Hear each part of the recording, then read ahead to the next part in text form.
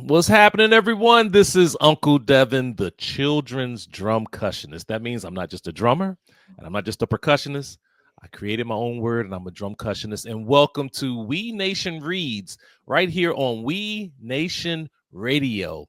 As you know, we are the best in family friendly global beats for little feet. And we're so glad you joined us. Please make sure that you go to your phones or your tablets and download We Nation Radio with two E's, which stands for Watoto Entertainment and Education. And Watoto is Swahili for children. And we play the best music that is for children 0 to 12. And we feature R&B, hip hop, funk, jazz, reggae, go-go, calypso, merengue, a little bit of everything, African rhythms. Again, that's all age appropriate and culturally relevant. And welcome back again to our show. This is the Diverse Books Project partnership that we have, that We Nation Radio has, and we're honored to continue our partnership for the second year with the University of Maryland, Baltimore County's Sherman Teachers Scholars Program. Now, I'm an alum of UMBC. Go Retrievers. And through their Diverse Books Project, they partner with Baltimore City Schools to ensure that early childhood educators at their partner schools, and in this case, it's schools in Baltimore City, have access to high quality, diverse children's books and opportunities to share their ideas and their insights. And so for the second year in a row, what we do is the teachers will select their top books for the quarter. And then they will send us those top books. And then what we will do is we will interview the author. We will have a book reading either by them or someone's, maybe sometimes a storyteller. And then we will play music associated with each book, kind of related to children's music, of course. So I am so excited for our first guest that we have today. Her name is Monica Brown.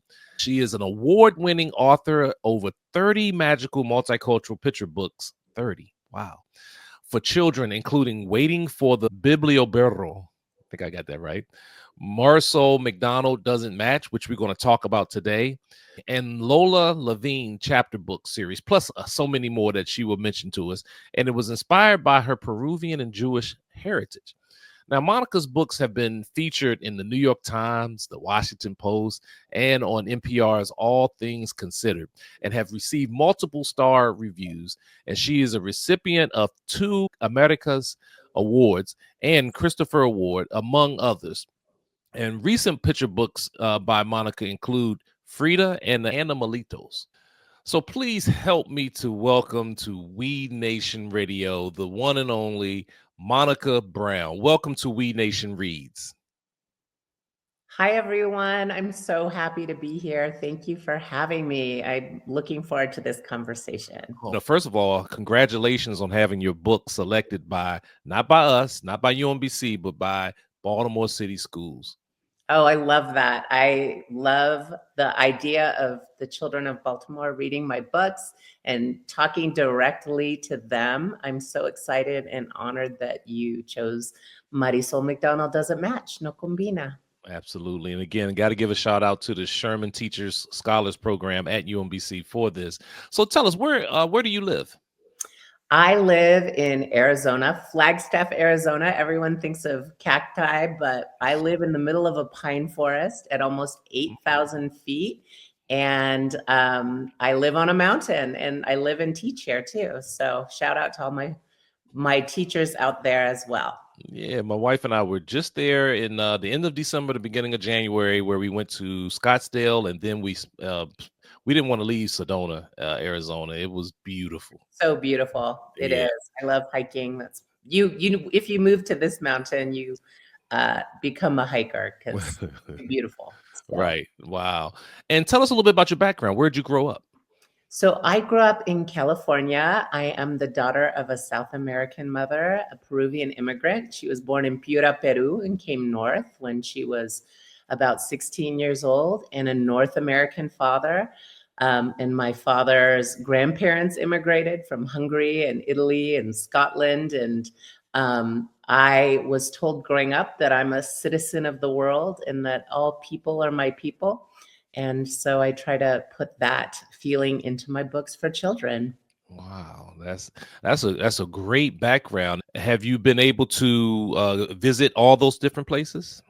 I have everywhere but Scotland, Okay. actually, which is my paternal grandmother's father's country. But I have been to Peru with my mother and even my daughters many times, and I haven't been to Hungary or Romania, exploring the Jewish part of my family's history there.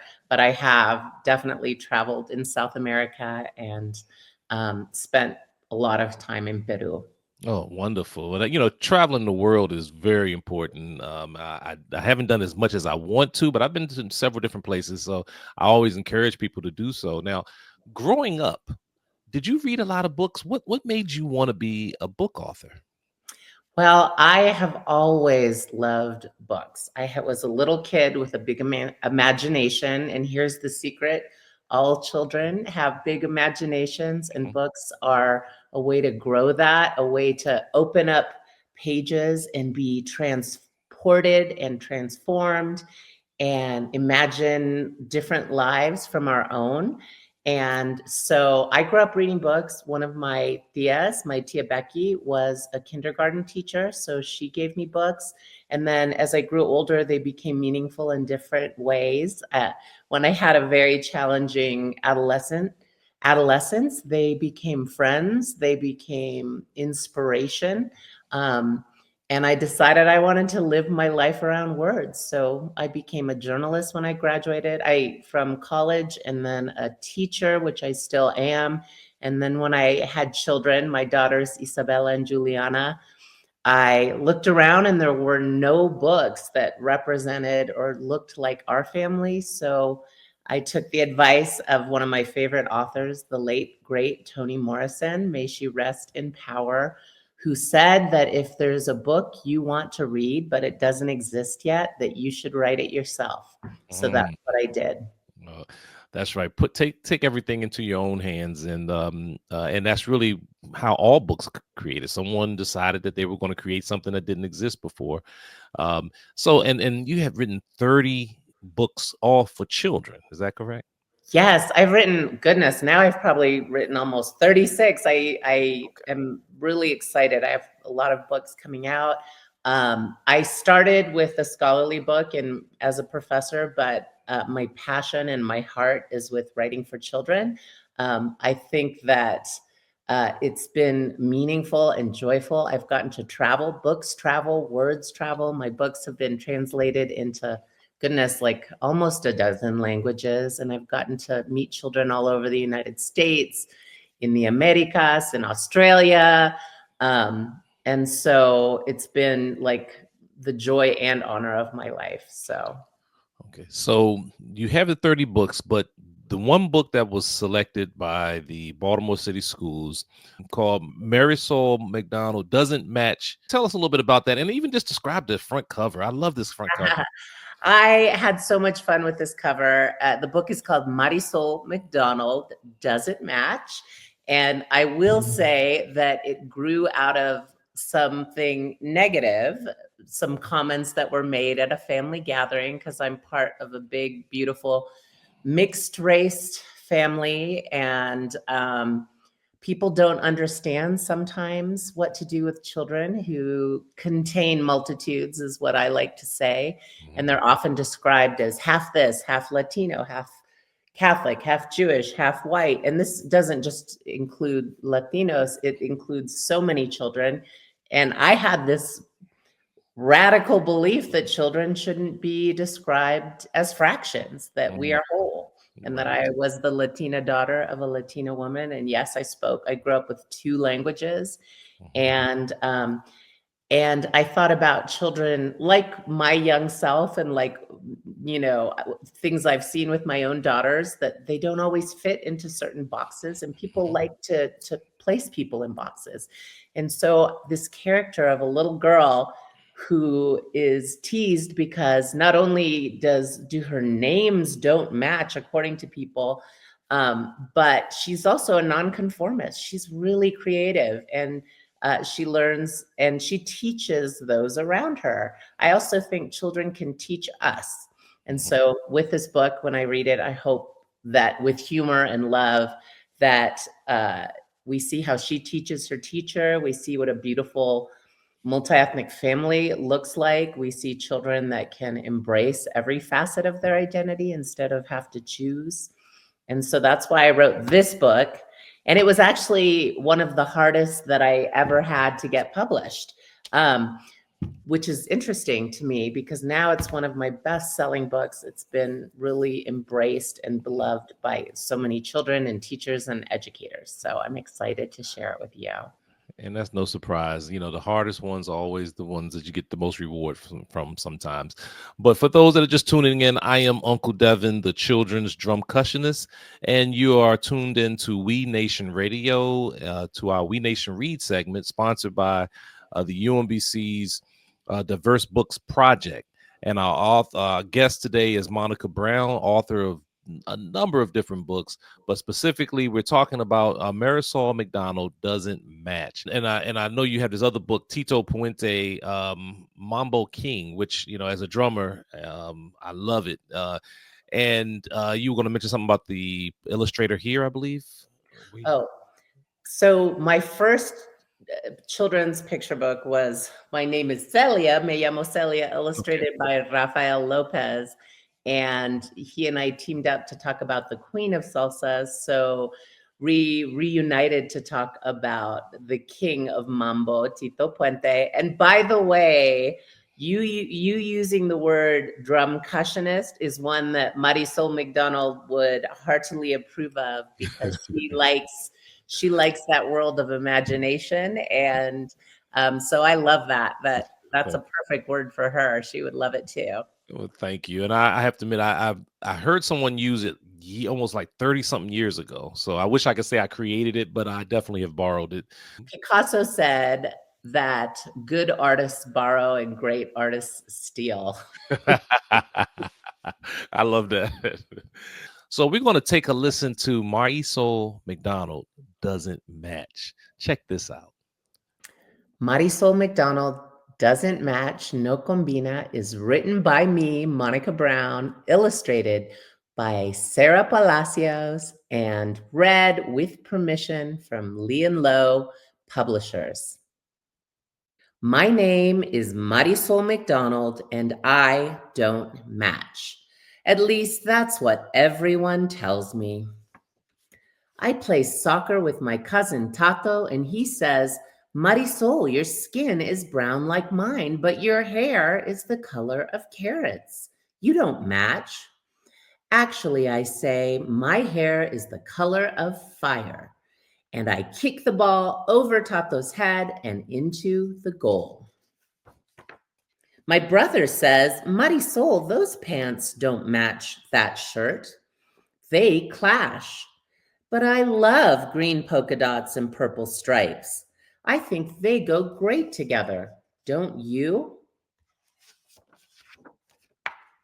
I also love peanut butter and jelly burritos and speaking Spanish, English, and sometimes both. Can I have a puppy, a furry, sweet perrito? I ask my parents. Por favor. Quizás, Mommy says. Maybe, Dad says, smiling and winking. My teacher, Ms. Apple, doesn't like the way I sign my name. Marisol McDonald, she says, this doesn't match. At school, we learn to print and use cursive, but not at the same time. But I like the way Marisol McDonald looks. At recess, Ollie and Emma want to play pirates, and Noah wants to play soccer. How about soccer playing pirates, I suggest.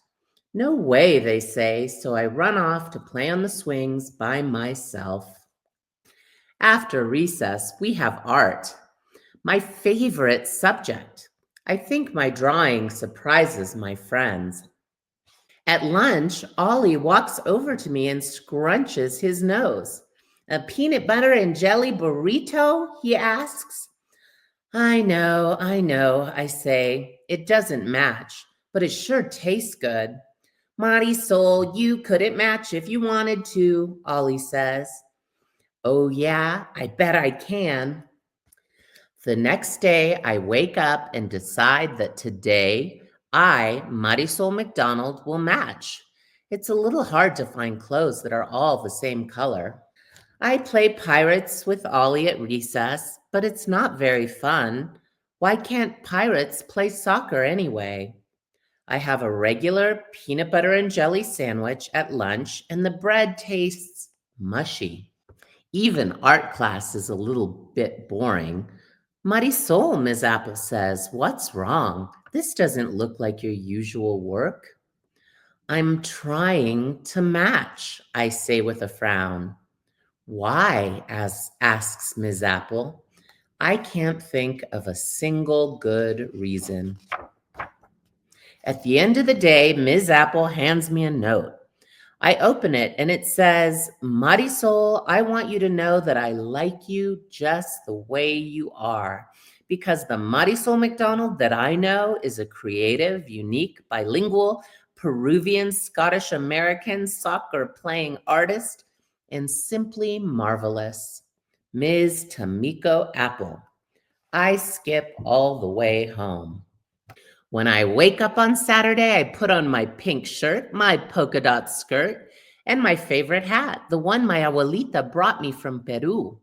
At breakfast, I say, my name is Marisol McDonald, and I don't match because I don't want to. Bravo, says Mommy. Good for you, says Dad. Now let's go to the Humane Society and get a puppy. When we get to the Humane Society, there are big dogs and little dogs. There are dogs with long noses and dogs with smushed faces. There are chocolate colored puppies and smoky gray puppies and puppies the color of caramel. How will I ever choose? Then I see him. He has one floppy ear and one pointy ear, one blue eye and one brown eye. He is beautiful. I walk over and he leaps into my lap. I cuddle him and it sounds like he purrs. I think we found just the right dog for you, Marisol, Mommy says. My puppy is perfect. He's mismatched and simply marvelous, just like me. I think I'll name him Kitty. And now, Marisol McDonald Doesn't Match, No Combina, in Spanish. Me llamo Marisol McDonald y no combino. Al menos eso es lo que me dicen todos. Cuando juego al fútbol con mi primo Tato, él me dice, Marisol, tu piel es morena como la mía, pero tu pelo es del color de las zanahorias. No combinas. En realidad, mi pelo es del color del fuego, le contestó, pateando la pelota que vuela sobre su cabeza, llegando al arco. Mi hermano dice, Marisol, esos pantalones no combinan con esa blusa, chocan. Pero a mí me encantan los lunares verdes y las rayas moradas. Creo que van muy bien juntos, ¿no crees? También me encantan los burritos de mantequilla de maní y jalea y hablar español y inglés, a veces al mismo tiempo. ¿Puedo tener un perrito, un puppy dulce y peludito? Les pido a mis padres, please. Quizás, dice mami. Maybe, dice dad, sonriendo y guiñando. A mi maestra, la señorita Apple, no le gusta cómo firmo mi nombre. Marisol dice, esto no combina. En la escuela aprendemos a escribir en letra de imprenta y en cursiva, pero no usarlas a la misma vez. Pero a mí me gusta cómo luce Marisol McDonald cuando lo escribo. En el recreo, Ollie y Emma quieren jugar a los piratas, pero no quieren jugar al fútbol. ¿Por qué no jugamos a los piratas futbolistas? Yo dice, ¿por qué no contestan? Y me voy corriendo a los columpios a jugar sola. Después del recreo tenemos la clase de arte, mi favorita. Creo que mis dibujos sorprenden a mis amigos. A la hora del almuerzo, Ollie me acerca arrugando la nariz. ¿Un burrito de mantequilla de maní y jalea? Pregunta. Ya sé, le contesto. No combina, pero es delicioso. Marisol, tú no podrías combinar, aunque tratarás, dice Ollie. Así te apuesto que sí puedo. Cuando me despierto al día siguiente, decido que hoy Marisol McDonald va a combinar. No es fácil encontrar ropa del mismo color. Juego a los piratas con Ale en el recreo, pero no me divierto mucho. ¿Por qué no pueden jugar al fútbol los piratas? Como un sándwich de mantequilla de maní y jalea y a la hora almuerzo, pero el pan sabe blando. Hasta la clase de arte me aburre un poco. Marisol, ¿qué pasa? Eso no se parece a tus trabajos usuales, dice la señorita Apple. Estoy tratando de combinar, le contestó, frunciendo el ceño. ¿Por qué? Pregunta la señorita Apple. No se me ocurre una buena razón. Al final del día, la señorita Apple me da una nota. La abro y la leo. Marisol, quiero que sepas que te aprecio tal y como eres, porque la Marisol McDonald que conozco es una artista y jugadora del fútbol peruana, escocesa, estadounidense, bilingüe, creativa, única y simplemente maravillosa.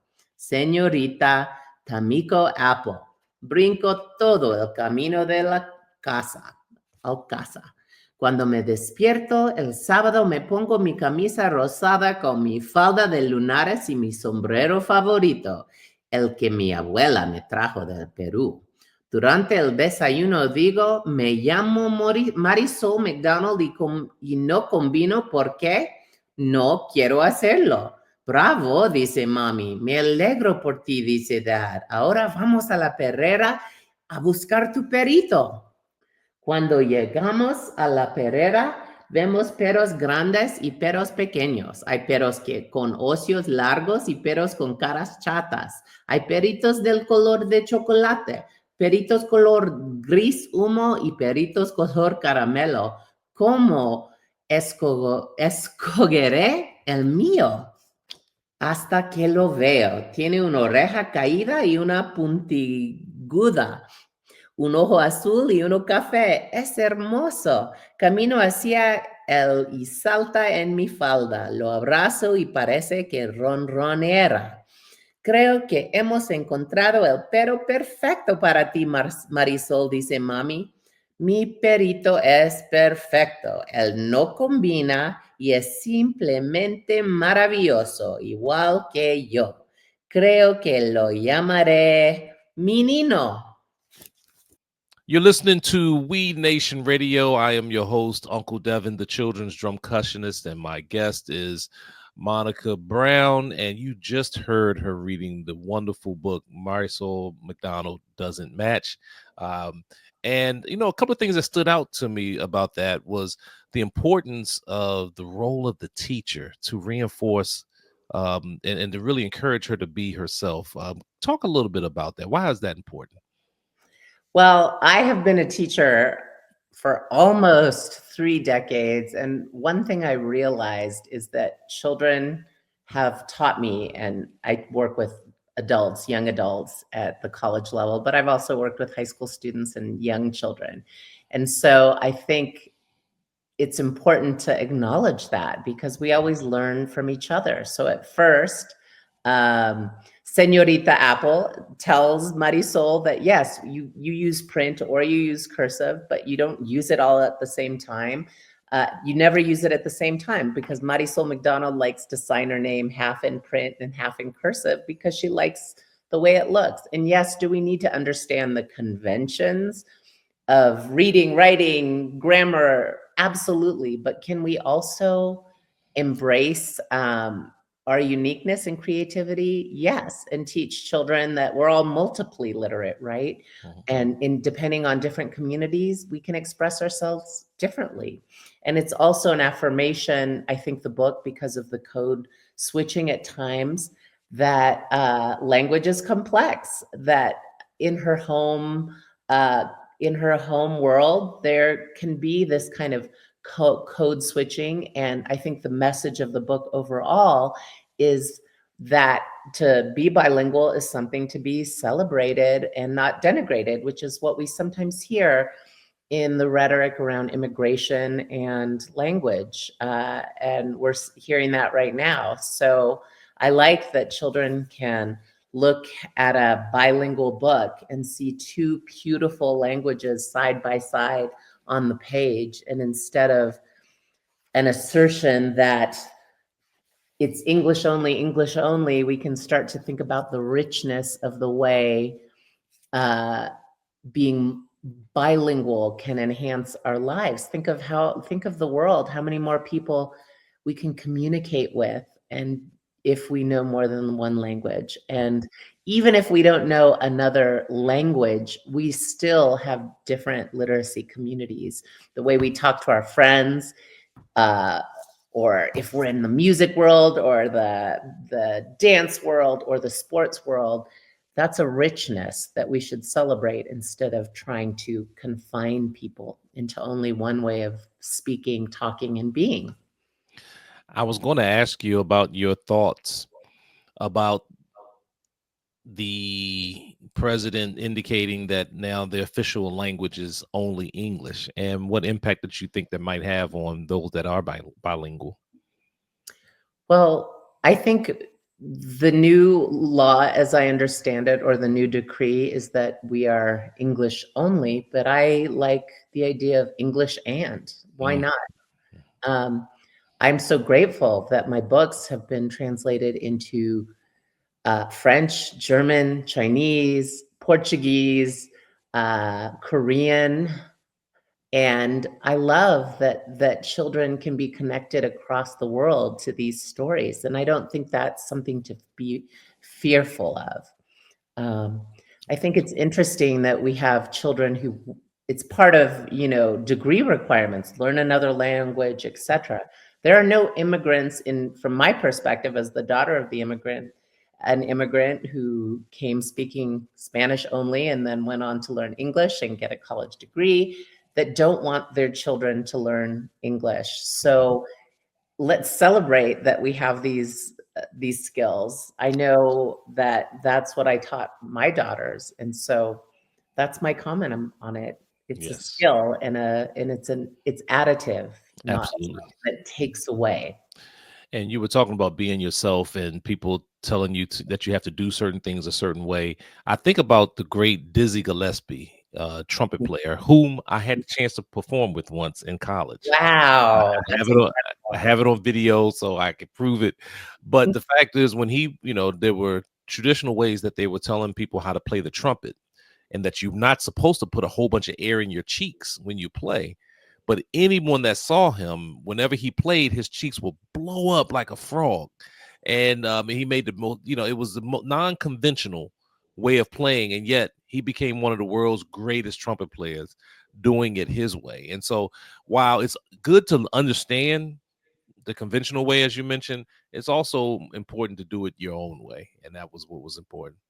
And think about it. Actually, I love that you brought music into this. And since you're the drum percussionist, I will say that if we think of salsa music itself, it's a blend of so many cultures and traditions, African beats and rhythms, jazz, mambo. There's just big band. There's so many different influences. And then we have something beautiful created about it. What would you tell a child if in terms of how to be themselves, or what would you share with them other than what were some of the concepts that you shared with them through the book? Well, because she gets teased so much, Marisol tries to match for a day and she feels really sad. Her art doesn't look like her art, and she gets teased because she likes her peanut butter and jelly on burritos, on flour tortillas, and she gets a little sandwich and it tastes mushy on bread. And she realizes that, and I think we all need to know, we can't live to please others or to try to get approval. It's hard, but we have to find that core in ourselves. And I hope that affirmation, we hope it comes from parents and teachers and neighbors and community members. But I think we can also find ourselves, like I did, in books and see what we have in common with characters that struggled. And I write biographies too. And so I highlight remarkable people that have overcome struggle to be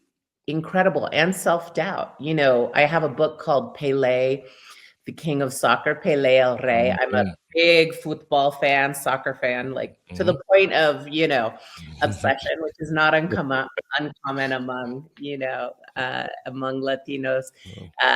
And when he was little, he was teased. His team, they were called the Barefoot Team. They didn't have enough money for shoes. They used to like play with toronjas, with grapefruits, because they didn't even have enough money for the ball, but they still played.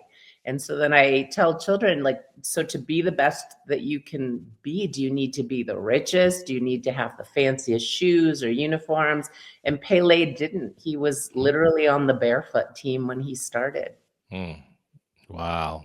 That's awesome. And sometimes we all, in our own, I guess using that as an analogy, we all end up could start off on a barefoot team as we move forward. But again, you take what you have and you grow with it from there. What is your overall position on, or your idea or thoughts about banned books?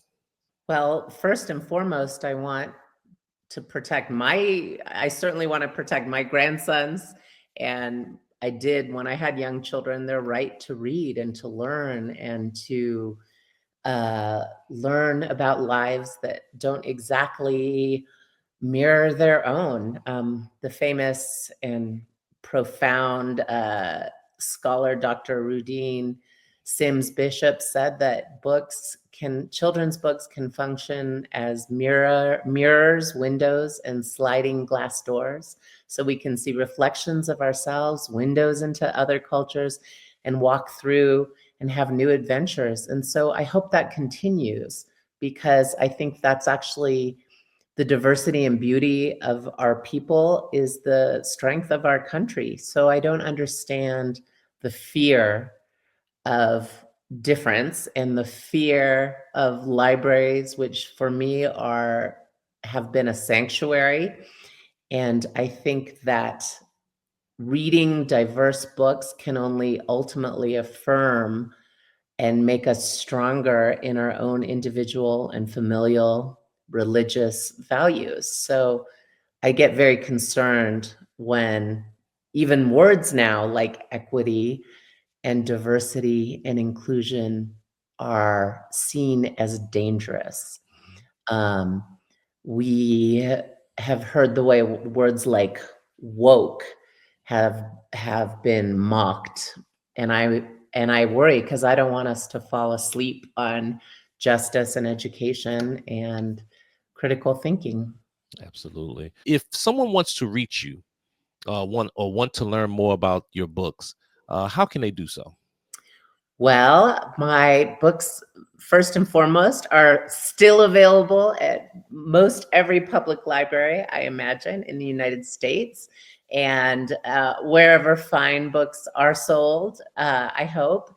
And so you can find me at monicabrown.net, www.monicabrown.net. For teachers and parents out there, I have lots of great resource materials for my books as a teacher myself, and fun activities too. And you can find me also at Monica Brown, children's author, on Facebook. You can find many of my books also at leonlow.com, as well as books by many incredible writers. So again, thank you so much for your time, for being here on We Nation Radio, and we wish you nothing but continued success. The same to you. All right. Thank you. Well, there you have it, everyone. This is We Nation Radio. I'm Uncle Devin, the children's drum cushionist, and that was a lot of fun.